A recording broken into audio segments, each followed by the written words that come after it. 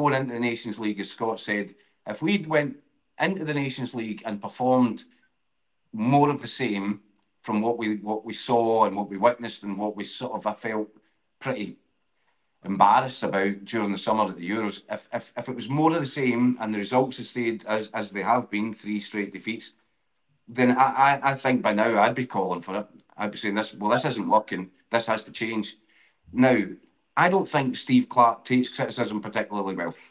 And I think us as media guys around the thing, I think that we're perfectly well aware of that. I think circumstances seem to have changed around the relationship between Steve Clarke and the media since the summer, which suggests to me that it was a sort of a retaliatory strike for some of the criticism that he probably felt was unfair.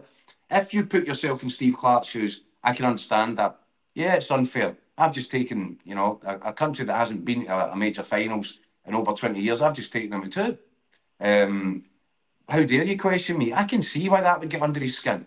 Why it would annoy him and why he might have felt he was getting a hard press, when in fact he wasn't. There was some critical stuff, but it wasn't personal. It certainly wasn't over the top.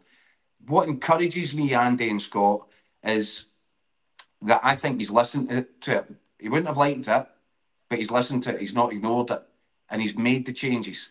And what we're seeing from this Scotland side, from the tweaks that have been made, whether it's tactical tweaks or a change of mentality as well, I think he's worked on that. This is different Scotland. And I think, we talk about credit in the bank.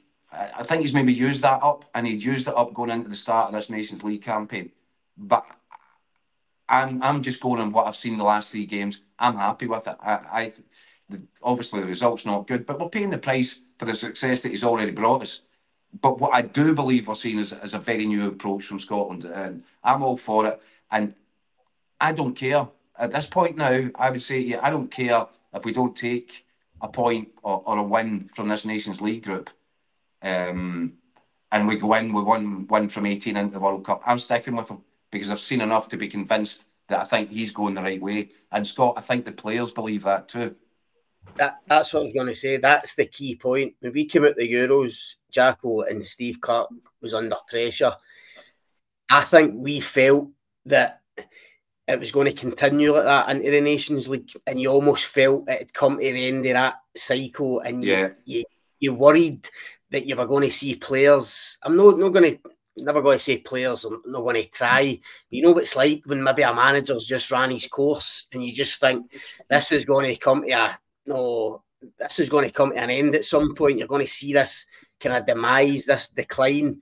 Players maybe not want to play for the manager because of how the Euros went. I genuinely thought that's what was going to happen. I thought we were going to get into these Nations League and suffer some real bad ones. And even wee things like Callum McGregor going, and you just felt it was all coming to an end. And I think we all agreed we probably did think Steve Clarke's time probably is about to come up. But that's what surprised me.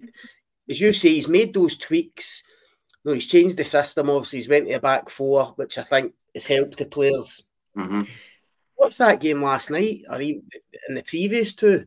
The players look as if they're still in it for the manager, and still have belief in him, and still back him, and that surprised me. But I think that's got to be encouraging, because Andy, I think the players look reinvigorated.